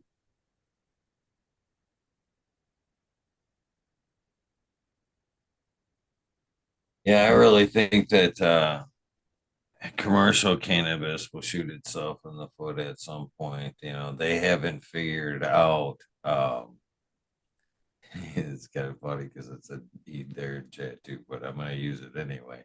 There isn't an SOP for the love for the plant, and that is that is what makes good cannabis or craft cannabis, in my opinion. There's that micro. I'm fucking happy to be here. You know what I mean? This is a blessing. Every day here is a blessing. You yep. know what I mean? When you've seen it yourself, it isn't that when it becomes the larger scale, it becomes love for the dollar for them. You know what I mean? And at the end of the day, you got to check the boxes and there's a budget and it kind of like it's different. It's like it's way Yep. different. Micro side of things, I think it's still for the love of things. You know what I mean? You waking up still. I'm blessed to be able to do this and not have to go to that. You know what I mean? And Yeah. I think people are looking for that. They're 100% looking for that. I thought I was the only crazy fool looking for that. But then I talked to a few other people, a few other judges this last weekend. like kind of what we were hoping to see. You know what I mean? And we're looking to see that one. There was a couple good ones there, but as we're looking through Canvas, it's weird. I never thought I would be that because the cat piss is a good example. All right. Cat piss doesn't even sound good. I don't even know why anybody would hunt that out. You know what I mean? Well, I'm starting to understand more and more why you would be like, yeah, that cat piss, you know what I mean, in a pheno hunt, because things have become so blase for the most part, you know what I mean?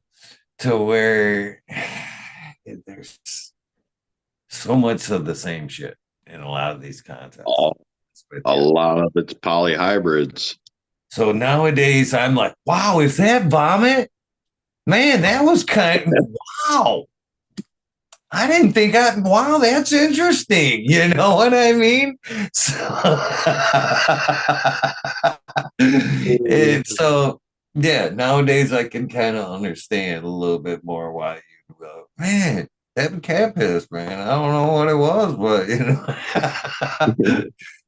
but yeah, I think, and that's something that we're only going to see in the craft market right there is, That's where like that moldy cheese, dirty gym locker smell or whatever. That's where it's just like that was like, whoa, okay.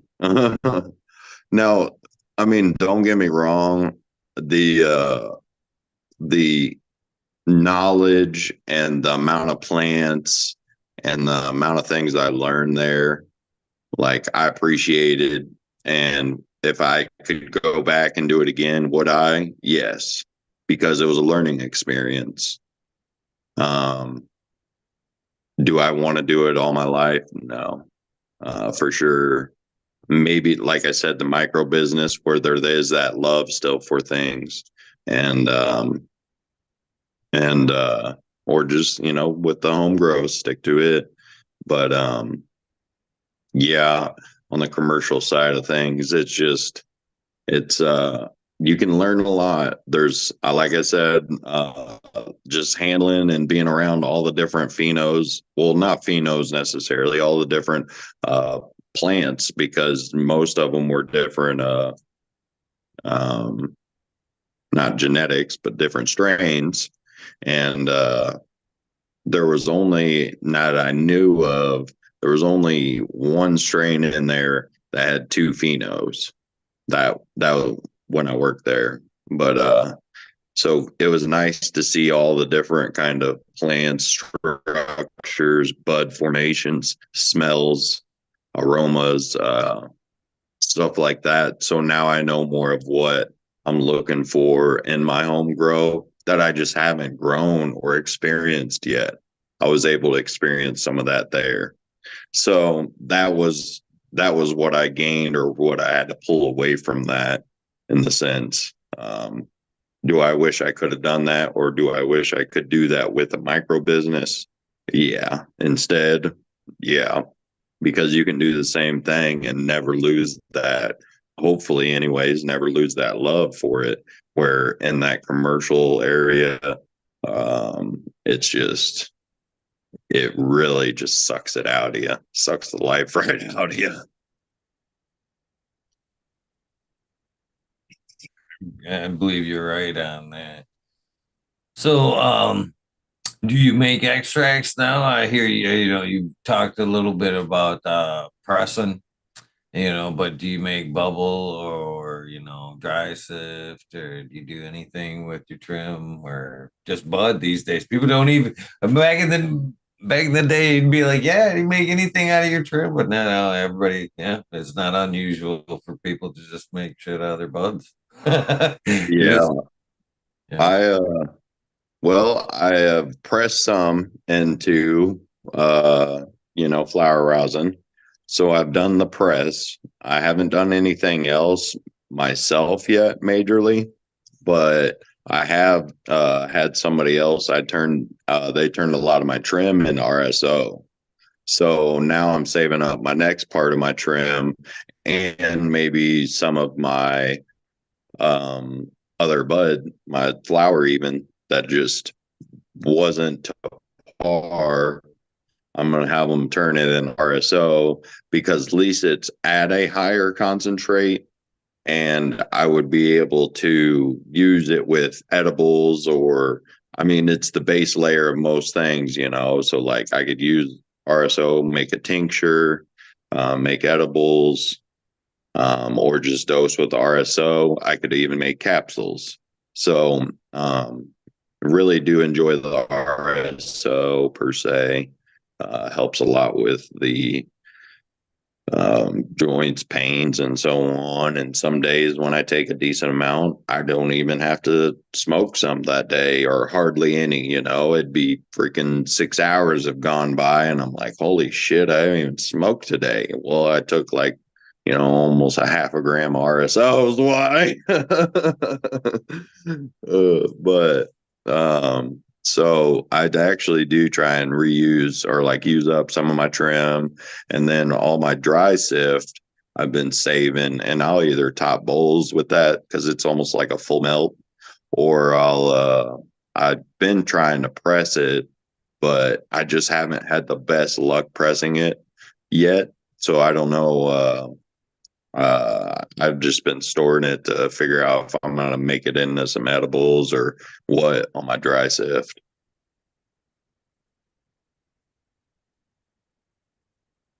So do you make edibles as well? As kind of sounds like. I've dabbled a little bit. Made some. I've made some. Or me and my fiance have, anyways. We made some cookies, some chocolate chip cookies.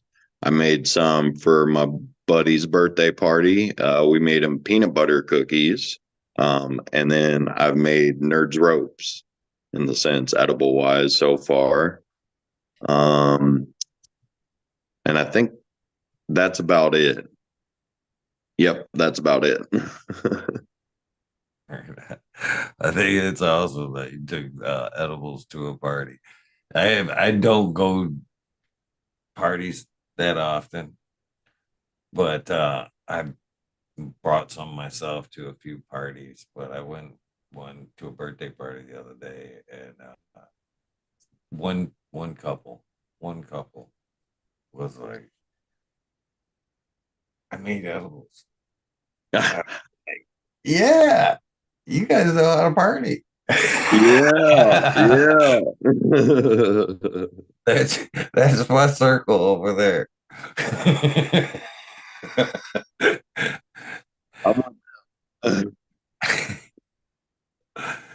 Yeah, I prefer the cannabis. I'm not much of a drinker. I'm the one in the corner smoking weed.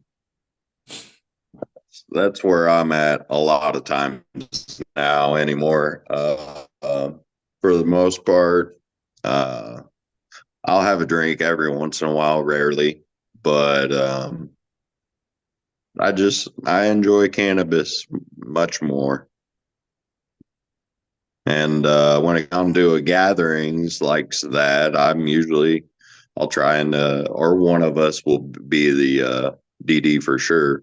But if anything, we'll just consume cannabis and uh, have our merry way in the sense. Um, how do you prefer to dry your cannabis? Are you a wet trimmer there, or do you prefer to hang dry? What is your drying method? Well, I have tried wet trim before. I have recently tried the herbs now. And I've tried hang drying. So far, my preferred method is hang drying. At home in my indoor, I have like a 2x2 tent, so I don't have the most. I mean, it's not a lot of room, so I gotta usually cut branches and hang by branches and not full plant. but I do usually keep that tent zipped up and try and keep it as close to 60-60 as I can with some circulation in the tent. Right on. Right on. Didn't have much luck with my herbs now. I didn't have the best luck. I mean, I put some good nugs in there. I didn't have the best run on these autos, just life kind of mishap. I went ahead and finished flowering them out, but some of it was a little larfy on the lowers and just chopped it and I'm moving on. So I put some top nugs and nice nugs in there that are dense and some of the lowers of the lark too. And I was letting it dry and I didn't put the shot glass of water in with it, which maybe that would have helped with controlling the humidity. Maybe it wouldn't have dried out before the time duration, which is like 96 hours, I think. Um, and I had 48 left and it was already dry. So I definitely feel like, and I've taste tested just from the hang dry, which the hang dry is at, um, it is at 2 weeks tomorrow. So 14 days tomorrow and 12 days on the other two that are in the tent.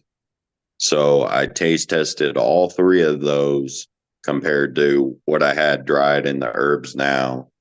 And they just like I could actually get more of the terps pulling through. I felt like, and just it wasn't as like I guess I wouldn't say overly dry, but like it felt more evenly dry than the herbs now because my bud felt like it was like dry. It was done drier than I want it, but the stem wasn't like snapping like I would want it. So I ended up putting it in a grove bag and letting it cure for a little while until I taste tested out of the tent. And I still like the tent hang dry. I can do a couple things to try and taste or test the herbs now a little differently. But as of right now, I'm not, definitely not sold on it. Definitely prefer the hang dry and would advise anybody out there to do a hang dry first or work towards hang drying because it's just like growing. You got to work a little bit on it, but once you get those parameters dialed in and you get your dry and cure right, your your bud's going to be fire. Right on. So just I've worked with my herbs now, dryer myself. I have a couple of them. Kind of, I'm actually a little bit of a fan of it myself, just You because, like them? yeah, it took me a minute to actually, and again, I'm not promoting it or nothing. I've worked with it, you know what I mean? Right. And it took me a minute to actually figure out the sweet spot, my environment, how to actually work it. So, um, for me, I stuffed that thing as full as I could get. Them trays, I literally pack and stack. If I could see a little hole in it, popcorn went in that little hole. You know what I mean? As full Okay. as I could get it. And then as far as like the drying, I would run it until my bud would get a nice crisp to it where you could get, grab it and it'd be like crunch. And then I would shut the machine down for a few hours and it would pull the moisture out of that stem. It would wick out. And the next time it'd be a little moist again. And then I'd fire that machine back up. And by the time did that process, usually once is good enough, but if you have to, you can repeat that process to fully, pull that moisture all the way out of there. Um, but that seemed to work really well for me. And that for me, and then we talk about like time distance. To me, what I learned from that process was like it wasn't so much the speed of, because people say, oh yeah, you get the hay, blah, blah, blah. Not if it's done right. Yeah, it actually turned out very well and pretty terpy, in that process. But that's give it up, hang it up, sell it, whatever. But if you're willing to, I heard you, willing to try again. But if you're willing to try again, that's what worked for me anyway. And I'm sure if you do have the moisture shot, that that does work as well. But I never used the moisture shot, and that's what's always worked pretty well for me anyway. So that's Okay. yeah. Right, right. What And it that's why I haven't wanted to give up on it, because I also found out that, my first tray, when I loaded in there, like I said, I put some tops in there. So like I didn't fully read the instructions per se, maybe, or whatever, but I'm thinking like I'm trying to set the second tray on and it wouldn't even set all the way down because the buds were too thick. So I kind of like trying to smash it down a little on there. Well, you can take the center thing out and you don't have to smash your buds, like you can take the center thing out of the second rack and just set the second rack down and then set your third rack on and you got all that space in there. So I didn't realize that. And then, also, uh, what the parameters I was trying it in, I wanted to see how it would do because I was just in my lung room, see how well it would do in there without that shot glass. Well, next time I kind of want to try it with the shot glass and see how well it does. So like definitely there's things I want to try again. I just feel as though learning the hang dry is definitely important. Uh, some important stuff to know for if you were to be in extreme circumstances where maybe your electricity is, I guess, out and stuff or something. I don't know, but just having a backup, I guess, for sure. And I think there is for sure like the time and place for the herbs now. If you're in need of medicine, it's a way to get it to you quicker and healthier. I like healthy, and you're not ruining your bud per se. So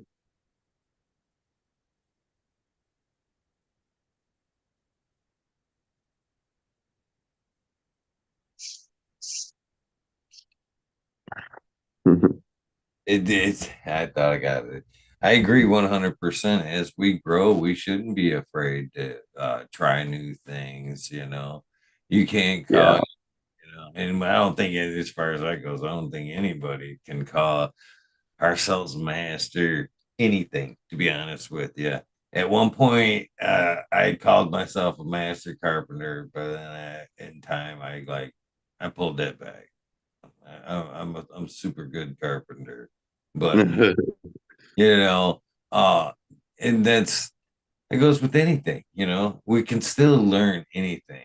You know what I mean? There's always something to learn. There's always a situation that you haven't put yourself in. You know what I mean? Hopefully that you've challenged yourself and you have to dig a little deeper to find, you know what I mean? Teach yourself, hopefully you're always evolving. So that master title or whatever, we should always be, you know, testing the grounds, making ourselves a little bit better. So you're right, you shouldn't just rely on a dryer. You should know how to hang dry. You know what I mean? You yep. should teach yourself to pop seeds. You should, not necessarily, you should go through the whole gauntlet. You know what I mean? Find out what that sweet spot for you is in any of this. Yeah, I agree 100%. Good, good on you for pointing that out, brother. 100%. So, do they have any events where they are? I mean, are you guys sociable cannabis where you're at? Yeah. They do have some events, but just recently, they've been kind of, I wouldn't say kicking in events, but they've been locking things more down and being more technical, I think, about the rules. because the rules have changed or they are changing, or there's been a gray line, and that's what people have been kind of going along, is this gray line, and some of that's been clarified now, and not everybody's knowledgeable of that. So there are some events, but I think as things progress, there's going to be a lot more things turn into clubs almost related, because you can have like a cannabis club per se. It'd be a private, then it'd be a private establishment. And if you are out of city limits, you aren't, you don't have to abide by what's in city limits per se. So you can have, if your city limits is like no smoking indoors, blah, blah, blah, even if you are in city limits, you should still be able to do it with it being a private establishment. But if you're out of city limits, you don't have to worry about it. I don't know if things are going to move towards that club thing where it would be more legal, or at least more private events, like not as in a lot of these events are at like KC Halls. Oh, what else? Um, what was it? The VA, the um, trying to think. Oh, maybe even some American Legions or something. Like they're at these areas that they just rent. That's not necessarily an actual private residence. Where there has been a couple events that have been an actual private residence, and I think maybe those will still be maybe allowed, or will be in that gray area possibly. But usually it's a gifting that you have to do around here, in the sense, so you can gift up to like maybe 3 ounces or something. But the gray area is that, well, if you just buy this sticker here, that's worth, whatever, $25, you'll get an eighth as a gift or something. So that's where they're gray lining and trying to get around things, kind of like, well, if you buy something, then you get a gift. And that's not, technically, it's been clarified now, and that's not legal now. So um, this last event, they were having a bunch of vendors, and now has been turned into a CBD event. They said no THC is allowed there, or no THC is supposed to be, exchanged there, I guess. It's crazy that this plant's so terrible that we're breaking it down by molecule. What's good, what's bad. Yep. Blows my mind. It really does. Yep. It's wild. I'm ready for the day when, it's just kind of at least decriminalized across the board, if not legalized across the board. I mean, that's the ultimate dream, of course, but, then there's going to be still all these rules, but, I don't know. It's just, it's, when it comes down to it, it's so much more healthy for an individual. And I think us as even a race and a community together and stuff, that it brings more people together, and I feel like tears people apart. You bring alcohol into that equation. I mean, we don't even have to go down that rabbit hole. We already know the deaths and the trauma it can cause. So Yeah, I don't think we'll ever see that gray area go away, though.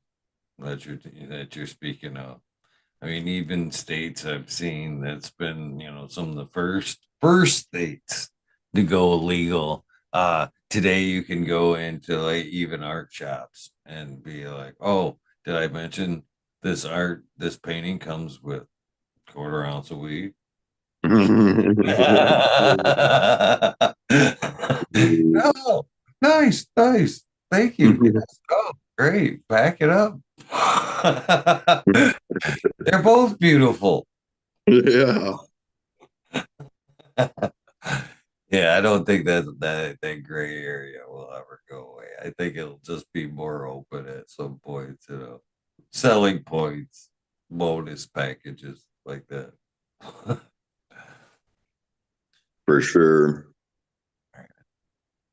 So, do you see yourself traveling with cannabis, or do you? Um, uh, I'm open to it. I don't see myself traveling like, okay, I don't see myself traveling to somewhere without it and per se staying there, living there. I could see myself moving somewhere that does have it or is hitting the new green wave and is, legalizing it newly in their state, maybe, or something, because uh, it's just, to be able to I mean, you probably know there's a time where you were driving around in your car and that cop drives by and you're like, fuck, I got weed on me, like hide this shit, whatever, throw it out the window. I mean, you start getting nervous or whatever it is. That for me all went away when I was like, got my medical. I mean, I'm legal now. This is like, I am legally allowed to carry this weed now. Okay. So, like, all that went away, you know.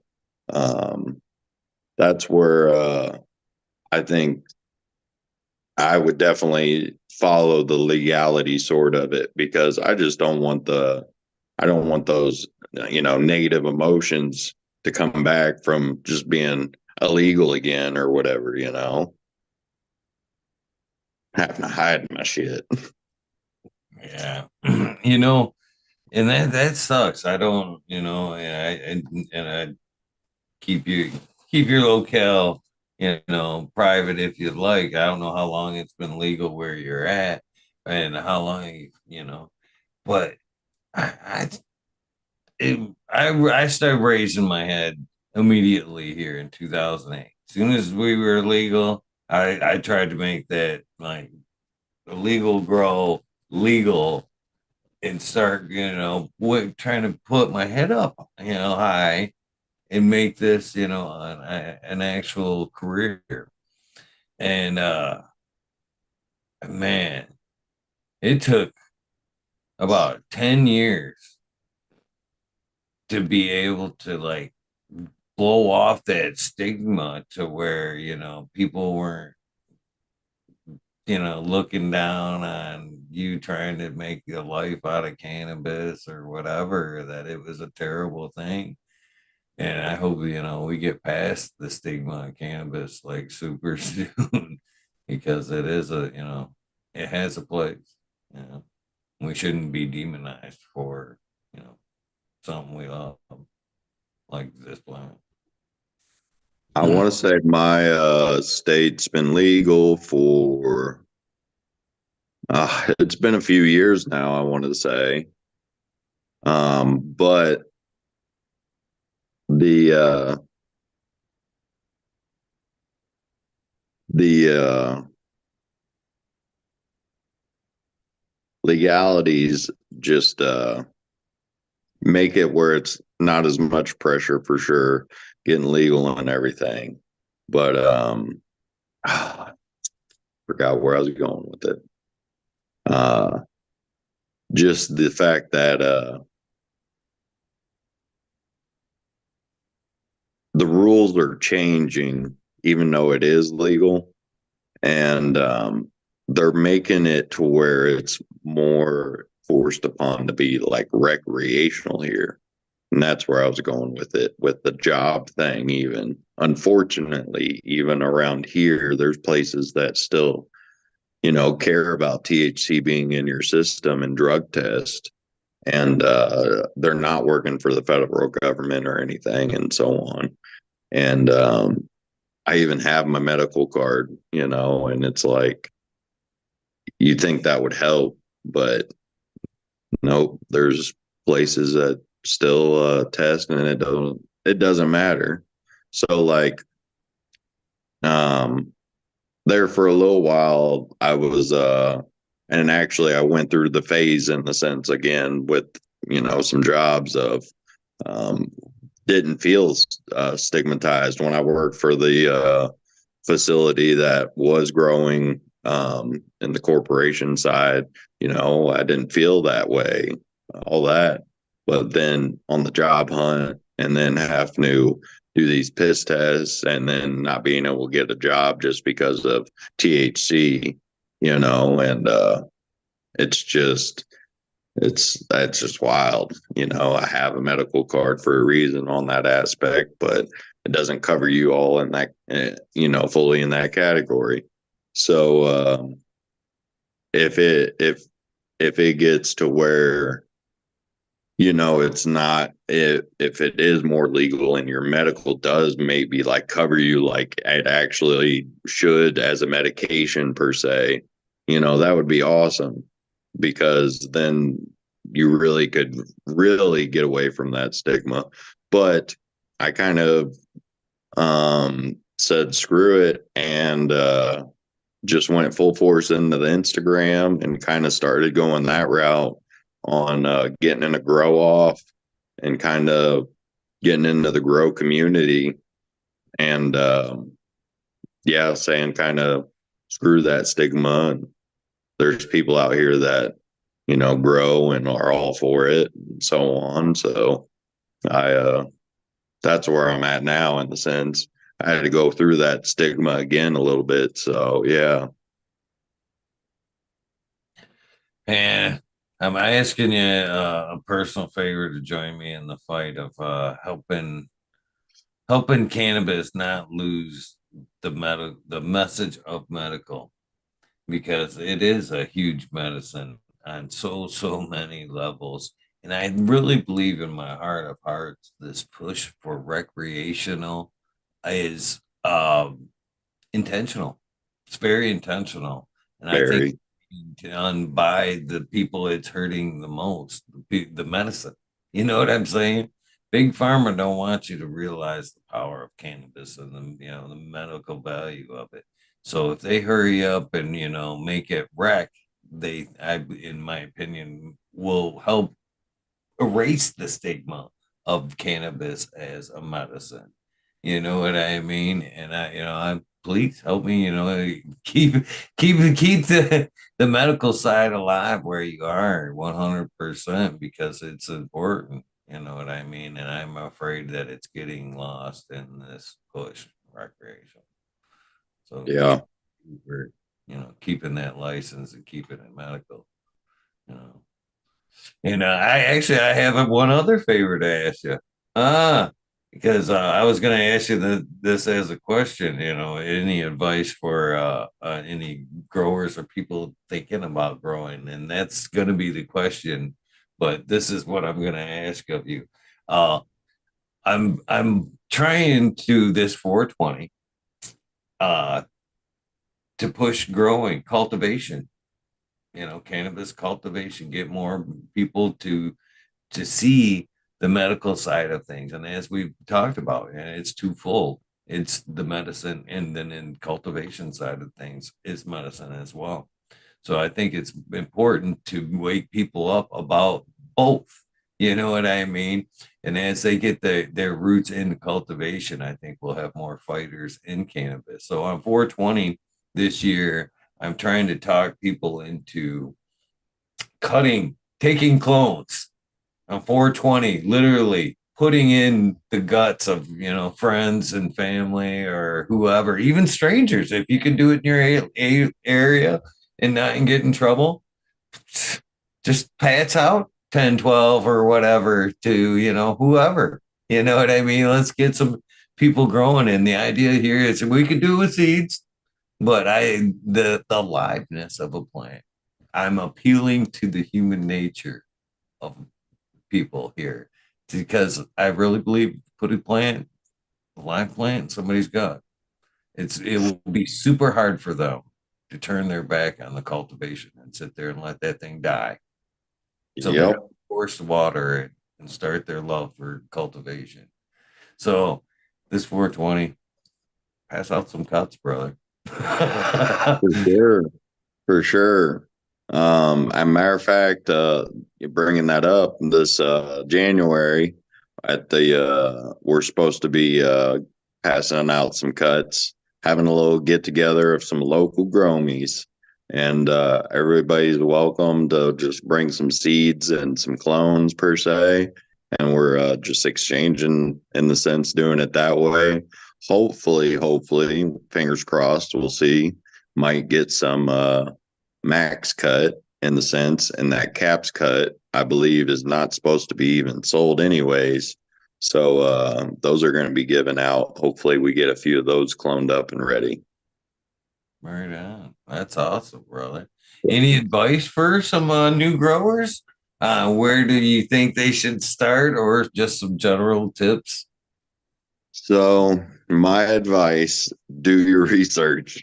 Do your research, please, and do a lot of it. And don't get set in one way too much, because if you're first starting out, you need to get your feet wet anyways. So start with something, yes, but don't be against change. So when you're starting out, I'm not going to lie, think about your lighting. Number one is a big thing. And then the space you're growing in and the environment that you can put into that space. Because the better the environment, the better your plant's going to grow and thrive. And the lighting is a big thing just because of it's crucial, and to the point where you'd almost have a little bit more lighting than you would need and be able to turn that lighting down to a point good for your plants, because of you'll save electricity, and that'd be really good if you ever got into like CO2 or anything really further down the line, that you can push your plants, you can run that brighter light too, because it's all about what that plant gets DLI. So when it comes down to grow wise, first starting off, really think about what you can manage space wise, or forward, because some of these things do get pricey, but lighting would be a big thing. And then, like I said, your space, your grow tent, your grow space would be another thing of keeping your environment good in there. So that might be even getting a humidifier, a dehumidifier, your exhaust fan, some oscillating fans. So you have plenty of air circulation, you have air exchange, and you have temperature and humidity regulation. And if you really have all that, you're off to a heck of a good start. Not everybody has all that stuff or uses it all. That's what I have to use for my to keep my environment right for my area. Everybody has different humidity. You might live in a high humid area or low humid area, so that's where things might be different for you. So think about those things as well.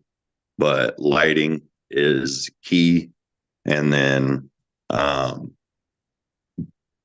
try not to have high hopes for your first grow, and then maybe you won't be let down.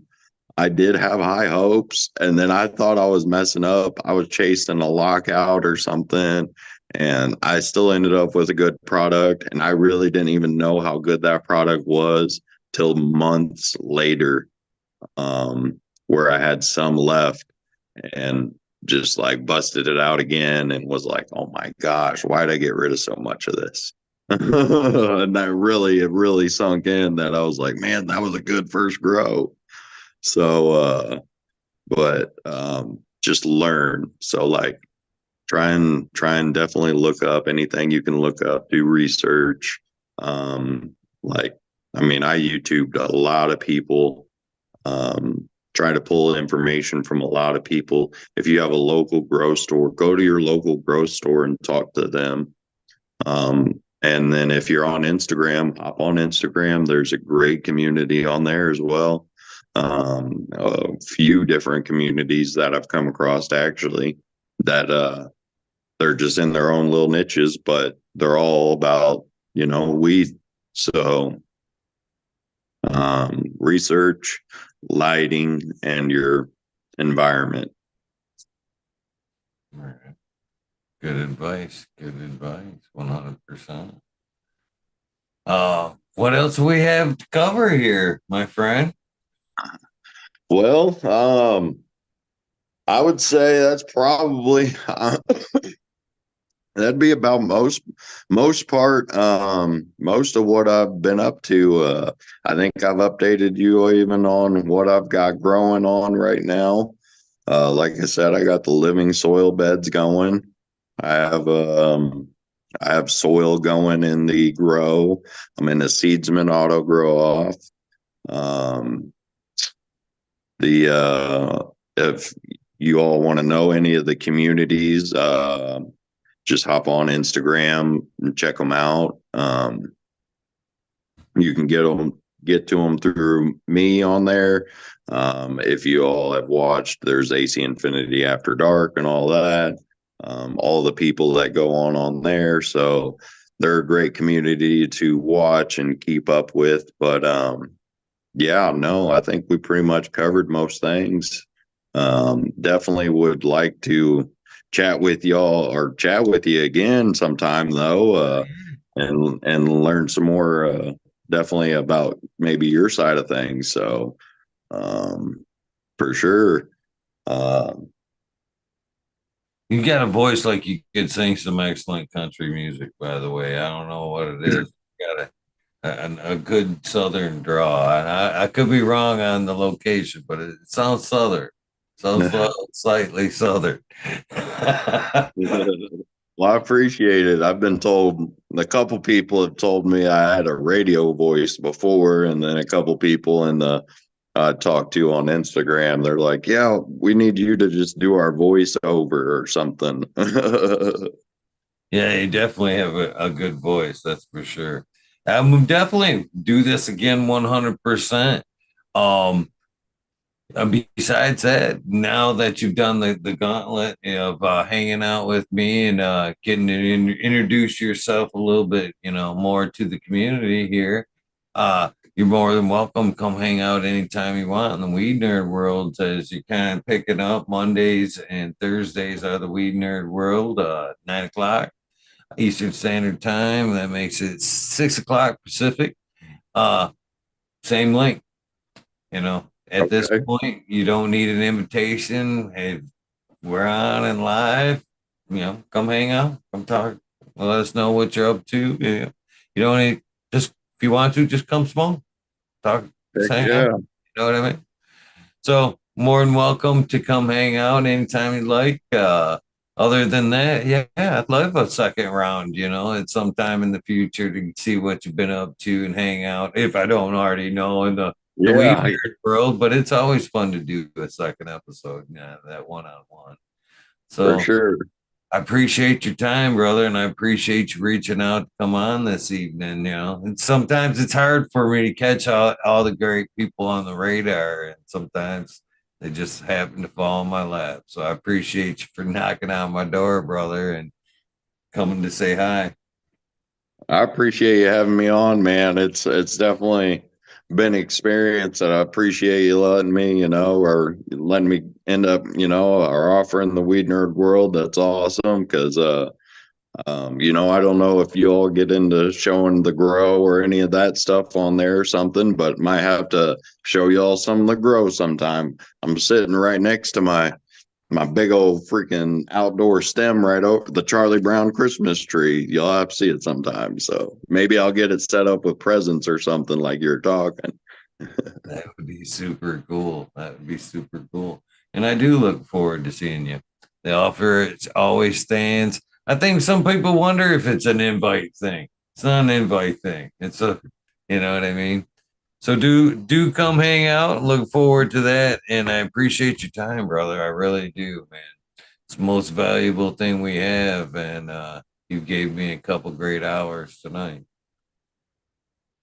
You want to give any shout outs? Tell them, remind them where they can find you, any of that So, good stuff before we go. yep, you can find me out on Instagram. Like I said, it's BatCavesGrow on Instagram or XCMBKXBATM4N.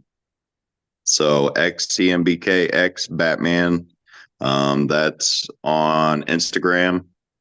And I want to give a shout out to some of my people on Instagram. In the sense, Mary, she's been a huge influence on me, even getting on and doing a lot of this stuff. So she's been a huge influence.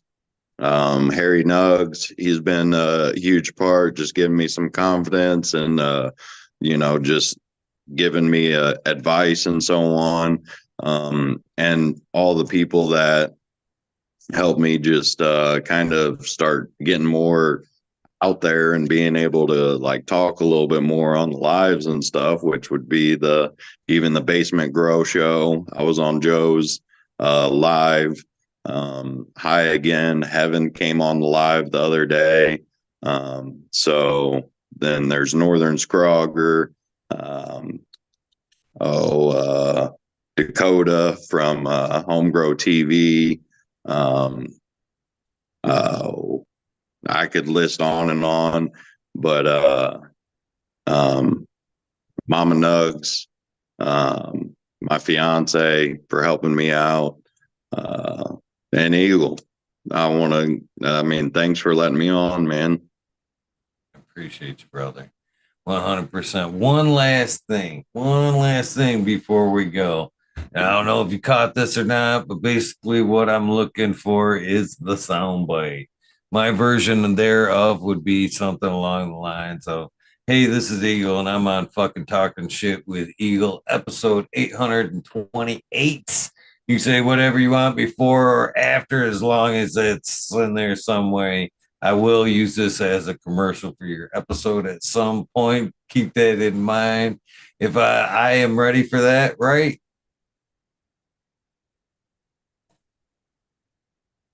All right, I'm on Eagle. This is fucking talking shit with Eagle. I had a blast, and I can't wait to see y'all again. All right, hold on. We're gonna do take two on this. So you I gotta put missed the your name episode in there. I'm 828. Eagle. You gotta be. This is BatCavesGrows, and I'm All right, all right, fucking talking shit with you. okay. All right, here we go. All right, this is Batcave Grow. We're on Talking Shit with Eagle. This is episode 828. Killed it.